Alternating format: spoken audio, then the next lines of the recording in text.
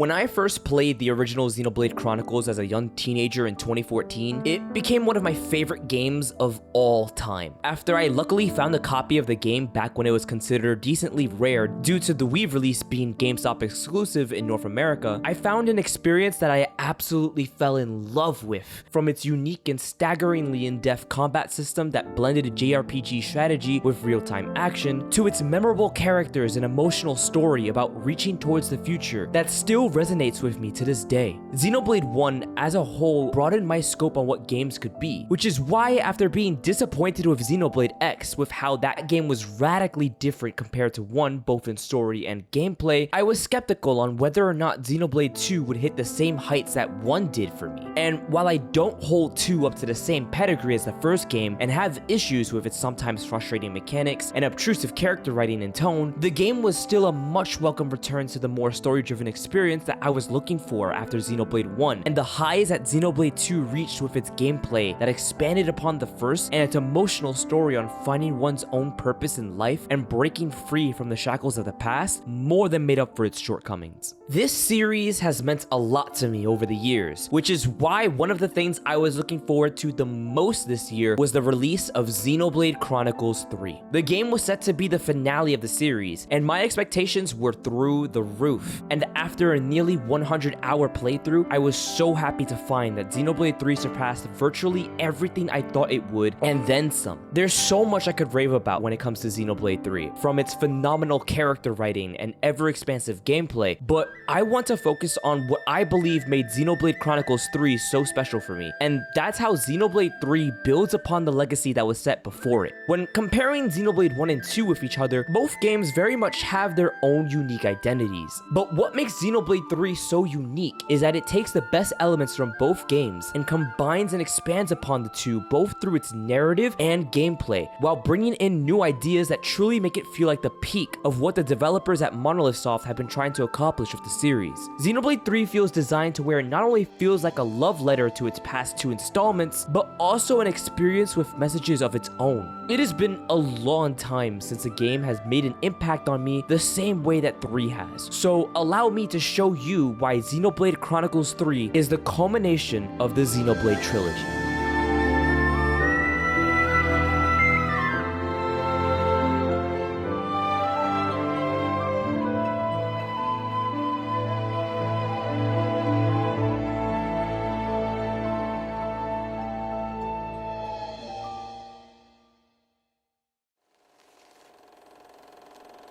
Fighting in order to live,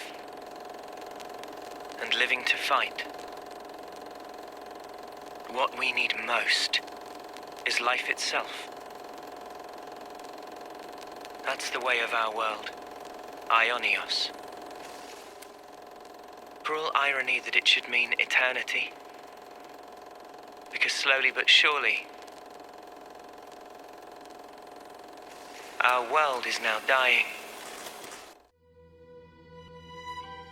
One of the initial hooks of the Xenoblade series that drew me into the games were the incredibly unique premises of each title. World design had always taken center stage in Xenoblade Chronicles, from the first game setting of 2 giant war-torn corpses of Bionis and Mechonis, to the Cloud Sea of Xenoblade 2, where nations live amongst giant titans that are slowly withering away. These premises not only allow for visually interesting set pieces, but they also intertwine themselves with the stories that our main characters follow, such as Shulk's revenge against the machinery of the Mechonis, to Rex's journey of finding Elysium to solve the crisis of the dying titans. Xenoblade 3 follows this trend too, but treats its world incredibly differently when compared to the first 2 titles. The world of Aionios is a desolate one, with the 2 nations that inhabit it, Keves and Agnus, being at constant war. Both nations are composed entirely of soldiers stationed across scattered colonies, with Keves and Agnus pitting child soldiers who aren't born of natural means and begin life around the human age of 10 years old against each other. A normal childhood is replaced with military training, with each soldier doomed to only a short 10-year lifespan, killing the other for the sake of their respective queens. The soldiers of each side prolong their own lives through giant flame clocks that deplete over time and fill with the life energy obtained from slaying others. The short lives of these soldiers are brutal and bloody, and if they're lucky enough to survive their 10 terms, they pass away with a homecoming ceremony where their lives end as they return to their queen. queen. The concept on its own would be more than enough to be fantastic setup for an interesting story, but what elevates it even more is that the world of Xenoblade 3 is the worlds of Xenoblade 1 and 2 fused together. But despite that being a huge deal for players who have played both games prior, the game initially plays it off as if this fact doesn't exist or even matter, while simultaneously teasing the player that they know that they're not treating it as big of a deal when it should be. Characters from Keves are made up of races such as High Entians and Machina from the first game, while Agnus is composed of characters with the physical characteristics of Blades from Xenoblade 2.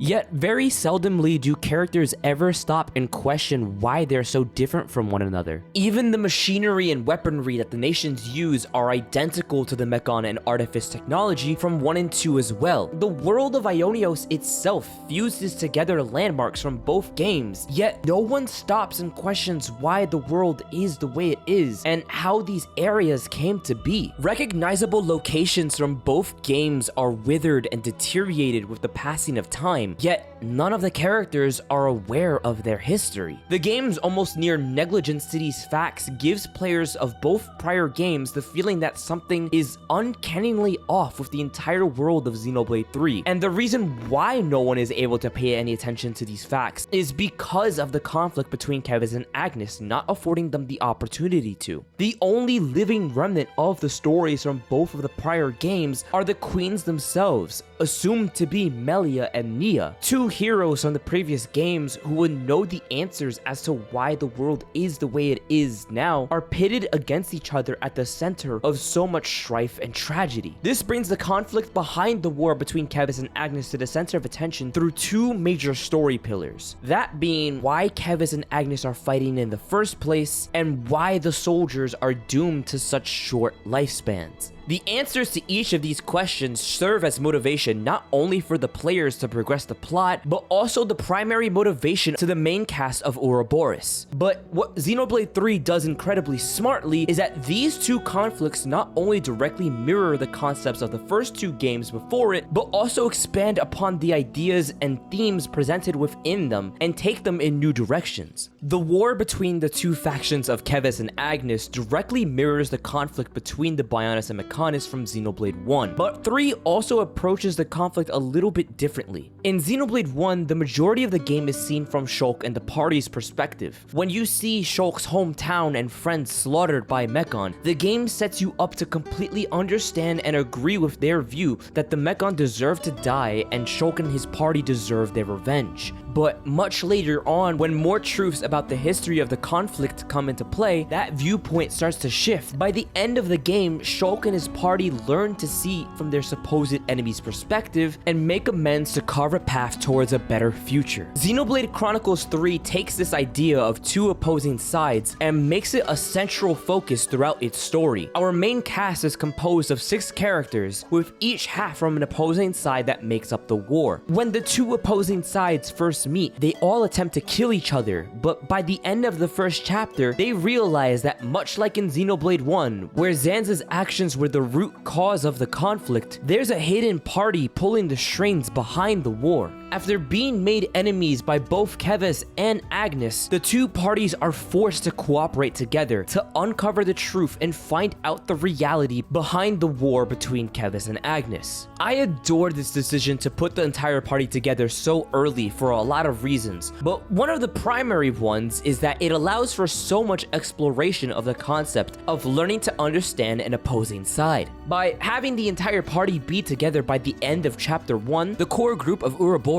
gets the opportunity for each character to grow and interact with one another, which is vital towards how the game explores the tension between both sides of not just the group, but the war as a whole. Tensions amongst Ouroboros are initially high, with their pre-existing biases causing friction. They don't trust each other. Not fully at least, but they're all that they have. Their newly obtained Ouroboros powers quite literally forces them to come together, and over the course of the journey, you see the party go from enemies to found family as every single one of them gets opportunities to interact with one another and become closer, not just through major story beats and battles, but also in so many small conversations over minute scenarios during their journey that slowly allow for the characters to open up with one another. And Ouroboros building a relationship with each other also gives the opportunity for them to open the minds and hearts of the various colonies of Keves and Agnus as they help liberate them from the clutches of Mobius, consuls supposedly appointed by the queens to watch over the colonies. As the main cast encounters more consuls, they slowly learn the true nature of the war as the consuls use the life energy obtained from the flame clocks to prolong their own existence. By liberating the colonies from their flame clocks and freeing them from the need to kill to live, each of the colonies that the main cast visit are given the opportunity to discover how meaningless their fighting was and have the opportunity to work together to build a brighter future for themselves without the need for fighting. Within the liberated colonies, the cast meets people that are willing to use their new reality to become open-minded and learn about the other people from the opposing colonies, while others aren't as quick to accept it because of their pre-existing biases and the trauma that they had went through because of the war.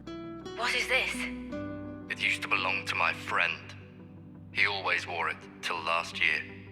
He died, fighting against Colony Psi. You animals killed him. Shot him right here. Clean through. He was right. We did kill people. Maybe not his friend, but certainly others. But not anymore. Right? There's a chance we can make amends. Even if we're misunderstood.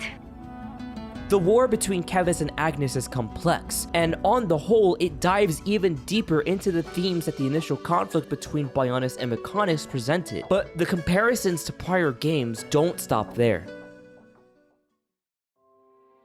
The second pillar of Xenoblade 3's plot is the 10-term lifespan of the soldiers of Keves and Agnus. Xenoblade 3's use of this concept is incredibly similar to the themes that Xenoblade 2 explored through the idea of blades and their immortality. Blades were unique beings in Xenoblade 2. Born from objects known as core crystals, their lives are tied to the drivers that resonate with them, and when their driver dies, they return to their crystal until another driver resonates with them again. But in the process, they retain no memories of their past life, including the time spent with their previous drivers, which many blades often end up sharing a unique bond with. Xenoblade 2 uses this concept to explore the value of memories, finding one's own purpose in life, and the struggles and trauma of preserving the will and memories of others. The 10-term lifespan opens the door for Xenoblade 3 to explore its characters in ways that feel both gut-wrenching and incredibly poignant. Characters like Mio grapple with the weight of nearing the end of their lives and having nothing they can do in their own power to delay or prevent their expiration date. Others, like Taion, struggle with losing loved ones to the cycle and desperately try to keep the memory of their existence alive and find a purpose for why they're still here. I think the reason why this plot point in particular resonates with me so much is because I'm not too far ahead in age from the actual characters themselves who are near their homecomings, and seeing these characters have radically different outlooks and struggles because of their situation hit me in a way where, while I'll never be able to fully relate to their circumstances, I can understand and empathize with the emotions and their desires for wanting to make every moment in their life count. Xenoblade 3's outlook on life and death is fascinating. The main characters, particularly Noah and Mio, are surrounded by loss due to their roles as Offseers, soldiers who pay their respects to the fallen in a rite that honors their lives on the battlefield. Their roles give them a unique perspective on life itself, through them honoring those who have passed on, even for those that have caused pain and suffering for others despite their differences. The game goes above and beyond to make you feel how destitute this role within this world is for them, with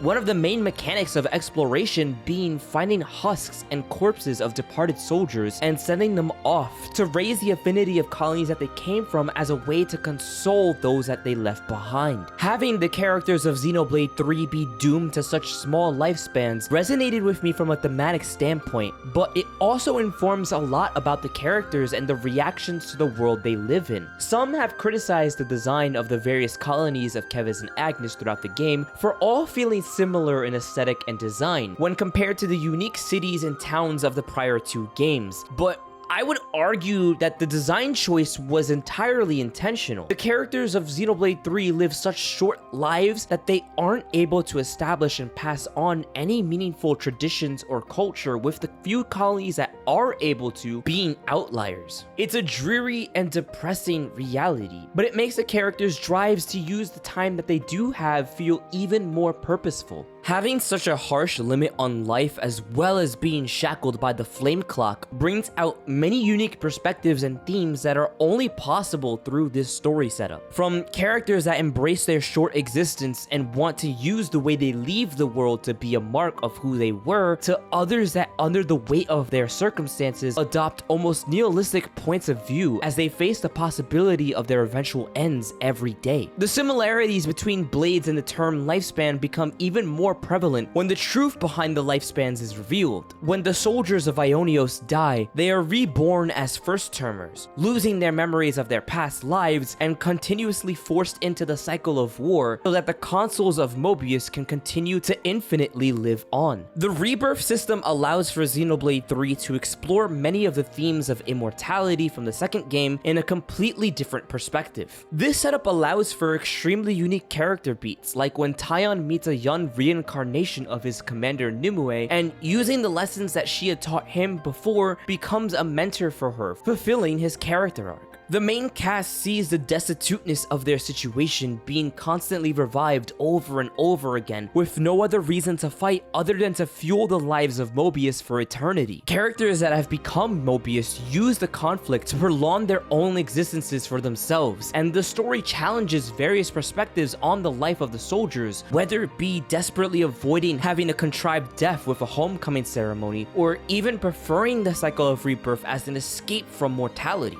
but in the process losing one's own purpose as to why to live in the first place. The main characters' drives to give purpose to their lives overcome the ideologies of Mobius, and having the characters have such short lifespans dramatically changes how characters view life, and in doing so, it also emphasizes the importance of how we should live our own lives. How do we discover who we really are? That from the husk. You won't find yourself there. Huh? You've got to look to the present and the future only. The one in the past, it isn't you. But look to the future and you can build yourself up however you like. You've got the power to do so. True to myself. We'll see.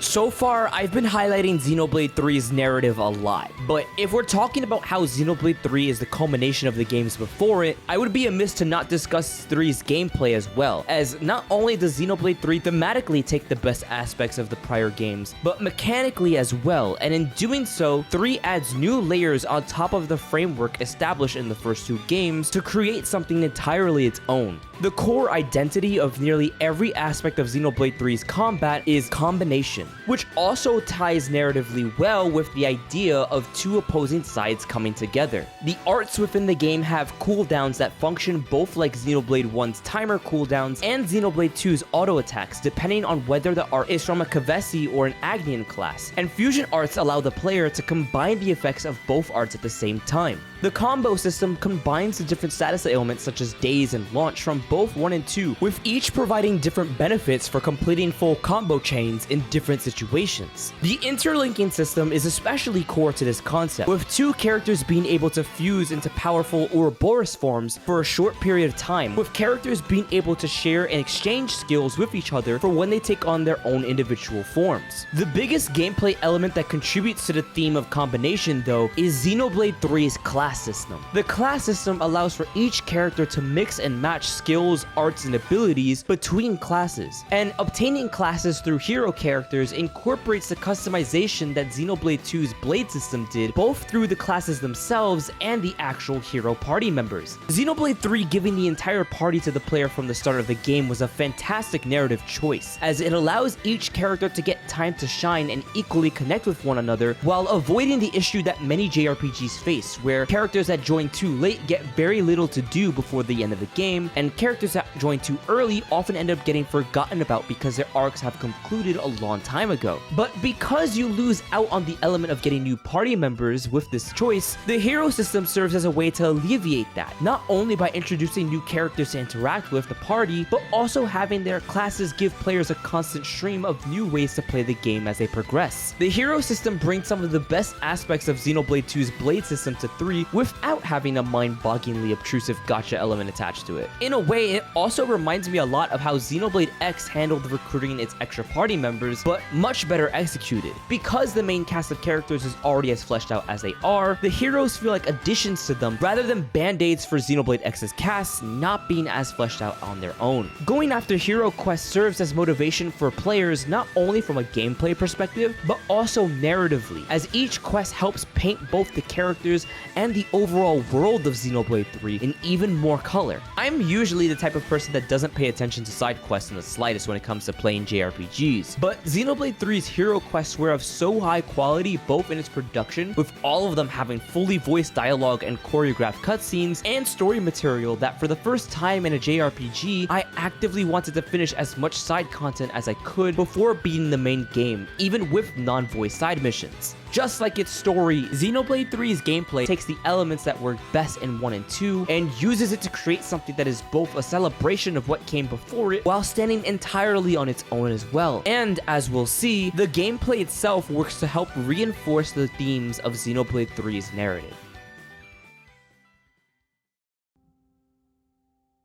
The two story pillars of the war and the cycle of rebirth exemplify the strongest themes from Xenoblade 1 and 2, but taken together, they also help propel Xenoblade 3's own unique themes and outlook on life itself. The 10-term lifespan and the war between Keves and Agnus aren't the natural state of the world. The main cast slowly discovers this as the game progresses, with it coming to a head as they discover the city, an entire subset of humanity living in secluded shelter from the two kingdoms that aren't shackled by the flame clock or the limited lifespans. Spending so long dealing with the struggles that the main cast of Ouroboros and the soldiers of the kingdoms face helps elevate how truly special life is, as the main characters are astounded by concepts that seem simple, such as aging and childbirth. The scene of the characters discovering a newborn baby for the first time struck a chord with me, as it highlighted just how truly beautiful life can be, that we in reality often forget or take for granted due to how common it is for us. And this discovery of what life is actually supposed to be fuels the cast to find a way to stand against Mobius, who robbed them of even being able to live out full lives. And the Mobius are a key element of Xenoblade 3's themes and message, where Xenoblade 1 is a story of fighting to maintain a hold on the future, and Xenoblade 2 focuses on the struggles and weights of the past. Xenoblade 3 focuses on living in the present. Many of the Mobius are characters who were once part of the cycle themselves, that after taking matters into their own hands, defy the cycle by giving up themselves and receiving conditional immortality, living forever so long as they continue the onslaught of war to live off of the life energy of the other soldiers. They make an active choice to live in what the leader of the Mobius Zed refers to as the endless now. As victims to the cycle, the Mobius exists to continuously perpetuate it. N and M, alternate versions of Noah and Mio, are ravaged by this. N wants nothing more than to be able to live a life with his version of Mio, the one whom he truly loves. But after N consistently loses not only himself, but Mio and all that he ever loves, including his own child, after trying to protect each other over and over again, N's desire to be with M completely overtakes him, and eventually he gives up because of it. Zed brings M back, but transforms both of them into Mobius, and even though N finally has what he wants, he's lost himself in the process, in his desperate struggle to keep things the way he wants them to be. And this breaks M's heart as she sees the man that she once loved resort to slaying his own people in order to keep them together. And this ties the automatically to the villains of Xenoblade 1 and 2. In Xenoblade 1, Claus, in his pursuit to create a new world and path for humanity, was overcome by his need to take control of the future, leading to an overwhelming desire to have everything bend to his will as the spirit of Aionios, Zanza. In Xenoblade 2, Claus's other half, the architect, grapples with his mistakes from his past, as he sees the remnants of the world he created continue to destroy each other. This ultimately culminates with Amalthus' story, as his tragic past causes him to see all of humanity as irredeemable, with his hatred being what sets on one of the most powerful blades into a rage-filled nihilistic massacre against humanity. And in Xenoblade 3, N's distress within the cycle of Aionios causes him to desperately want to hold on to the present out of fear of change and continuous loss. This theming is all over Xenoblade 3. The term Aionios itself is a Greek word that translates to long-lasting or without beginning and end, that which always has been and always will be, which accurately describes the state of Xenoblade 3's world, with it being in a perpetual cycle of war and bloodshed.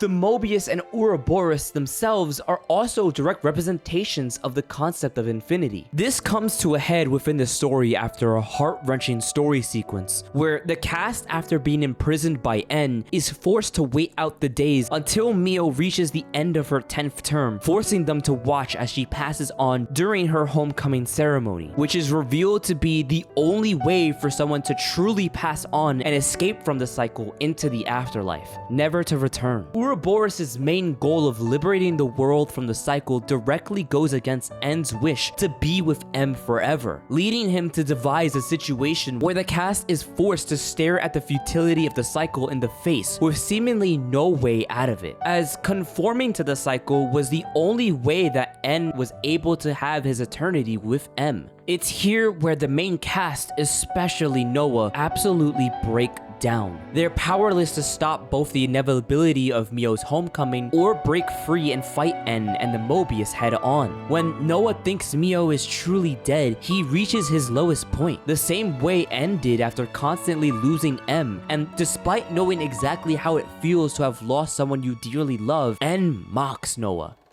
Well, does that not please you? What a magnificent sideshow it will be! You monster!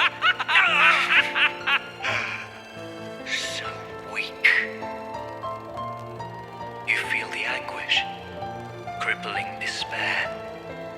That is the hubris of fools who cling blindly to their hopes, only to find them dashed on the rocks. Of dreamers crushed under the sheer weight of reality. Of abject failures. I thought our lives were like our music. Always in our hands, under our control. I wasn't facing the truth. It's unbearable. Seeing life slip away from you. When the two of us first met, you asked me if I wanted to survive. I replied, I didn't mind either way. I'll correct that.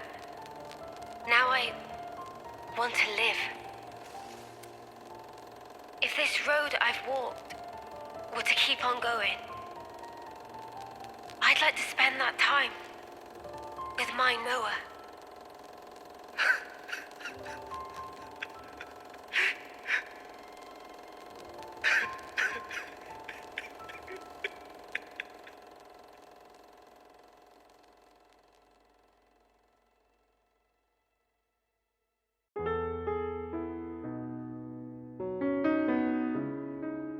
Just like N, Noah has a choice to make. Instead of conforming to his desire to hold on even after he's failed, Noah decides to press forward and face the future despite losing what he held so dearly. And it's that desire that M recognizes, which causes her to go against N, sacrificing herself by switching bodies with Mio to give the main party another chance. While N succumbs to the perpetual cycle, M recognizes how destitute of a situation it is and willingly steps out of the picture, not only to show N how much he's lost himself by desperately clinging onto the present, but also to give Noah, Mio and the rest of the characters a continued chance to fulfill their own lives and establish a future for themselves. This entire sequence is easily the part of Xenoblade 3 that shook me the most. I was fully anticipating Mio's homecoming to be a looming threat that wouldn't actually amount to much, just something to keep the stakes high while not actually following through with it and giving the story any real weight. But to see that the game doesn't do this at all and actually fully goes through with it took me by surprise in a way that a story hasn't done in a long time, and it led to one of the most emotional scenes I've seen in fiction, where Noah and the party relentlessly try to break free from the prison to save Mio, completely losing faith as time gets closer to her eventual loss. They follow through so well with the homecoming that even the subversion of Mio being okay works incredibly well by still having the death matter with it being M in Mio's place, while also recontextualizing the entire prison scene with the knowledge that it was really M in the prison cell as she wishes to be with her Noah that she had lost as he became Mobius. N completely loses himself after realizing that M is permanently gone, and it's not until right before the climax of the game where in his brokenness, Noah and Mio are able to reach out to him. Noah agrees that he had every bit of the potential to end up exactly how N did, but because of the people around him, he manages to choose differently and keeps pressing forward no matter what he's lost, which brings N to finally find acceptance and move on himself.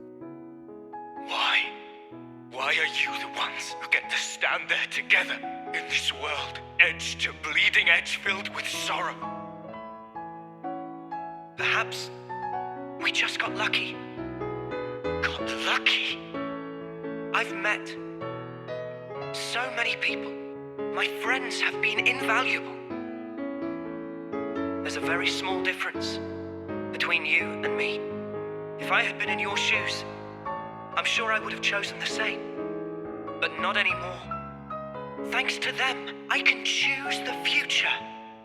En, you were just like us once, an Ouroboros fighting for the future.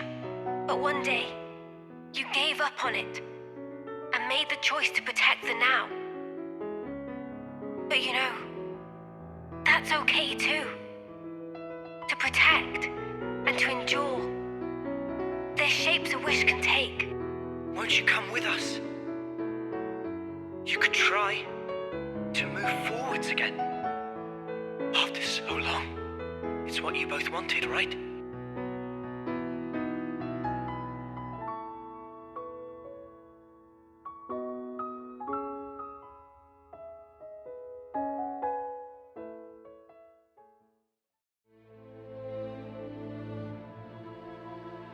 Near the climax of the story, the truth of the worlds unfold as both the player and the characters find out how 3 exactly ties into the first 2 games, and the answers to that help reinforce its themes even more. The cast learns that the queens of Keves and Agnus are false figureheads set in place by Mobius, and that the real queens had attempted to create a system that would allow for the 2 worlds of Xenoblade 1 and 2 to merge safely to avoid a situation that would wipe out both of them. But before the worlds were able to collide, the collective fear of the danger and uncertainty that would come from the 2 worlds merging formed into Zed, the leader of the Mobius, causing the world to come to a complete standstill, with the Mobius using the war to keep the world in an endless loop. I've seen a lot of people be disappointed with how the story decided to portray Zed, particularly with him being the manifestation of emotions rather than an actual person. And while I do think it would have been more interesting to have Zed be his own character with his own personal motivations, I think this choice still works well within the context of the narrative. Xenoblade 3's explorations with its themes through the lens of an antagonist was already accomplished extremely well through not just N and his arc of refusing to let go, but also the variety of viewpoints and struggles that other Mobius characters go through. So I don't know what narrative concepts Zed could have brought to the table that wouldn't have already been accomplished by other Mobius characters. Regardless, Zed being the literal manifestation of the fear of uncertainty and an intense desire to hold on to the present works because by defeating him, it forces the main cast to actually tackle that fear head on, both metaphorically and literally. Even within the game's climax, Xenoblade 3 manages to capitalize off of the core pillars of its story. During the final fight, Zed repeatedly tries to haunt the main cast with the trauma of their past, and insists that there's no way for them to escape the cycle and move past their fears of pursuing onward to whatever the future may hold for them. But each character strengthens their resolve completely, finding themselves in their purpose through the lessons that they learned throughout their trauma, and literally break free from the shackles to keep fighting and move forward, which works with the themes established both in 3 and Xenoblade 2. Alongside this, hero characters that the player recruited throughout the course of the game, both from Keves and Agnus, come together to help assist in the final battle, further strengthening the idea of coming to terms with different sides and uniting as one, with even the actual Queen's Meliania stepping in to finish the fight, in a conclusion that's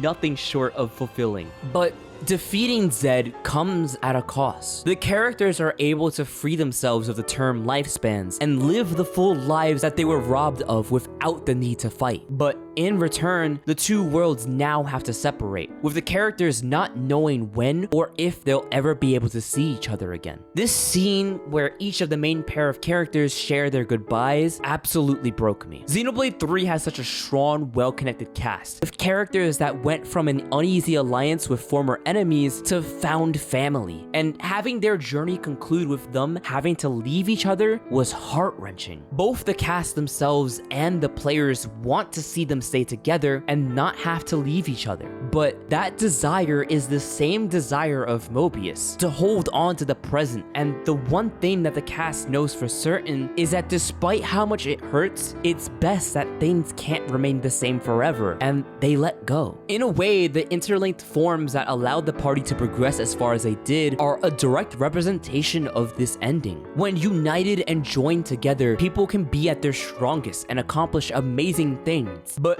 trying to hold on to something for too long will eventually break you. You can't hold on to something forever, and as much as it hurts to let go, we all have to move forward, because it's only through that we can step into who we are truly meant to be. If I can get a little bit personal, this game's message came to me at the perfect time in my life.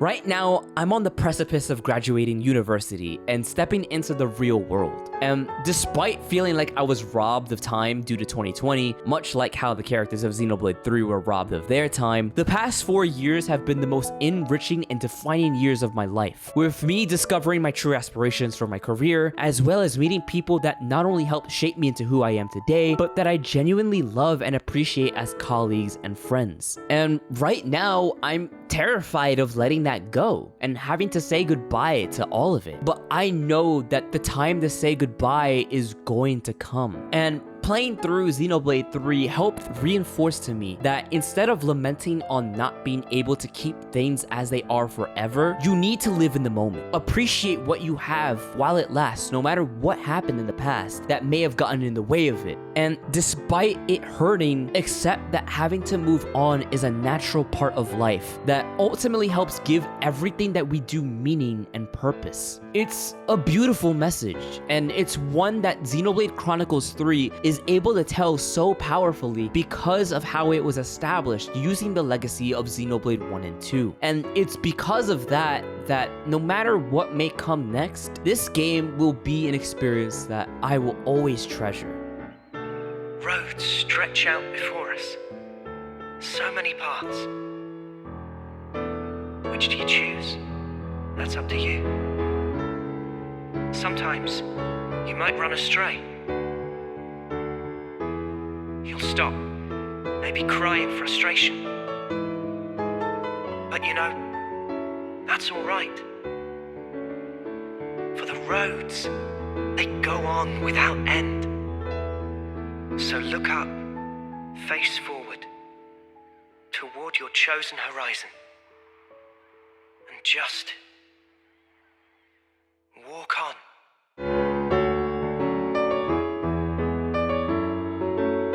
Thank you all so much for watching all the way to the end. This video means a lot for me, as not only is it easily the biggest project that I've worked on for this channel so far, but it's also the first big video of mine that I've done since becoming part of the YouTube Partner Program, which I literally cannot thank you all enough for. I've been making YouTube content for over a year now, and at the beginning of 2022, I wasn't even over 100 subscribers. So seeing the overwhelming response that I've gotten over the past month or so has been nothing short of insane to me, and I'm so grateful for it, and I'm blessed to have you all here. It's still crazy to me to think about how I was able to make enough of you laugh enough to want to stick around. And I know a lot of you have followed me for those silly Xenoblade cat videos, and while I'll still continue to make the funnies on my end, I hope you'll stick around for the bigger projects like this as well. While this video basically summed up my major thoughts about Xenoblade 3, I still have other things that I'd want to talk about in smaller videos, such as character studies or talking about the game's soundtrack. So if that sounds like something you'd be interested in seeing, let me know in the comments below. If you enjoyed this video, please don't forget to like and subscribe. God bless, and I'll catch you guys in the next video. Have a good one.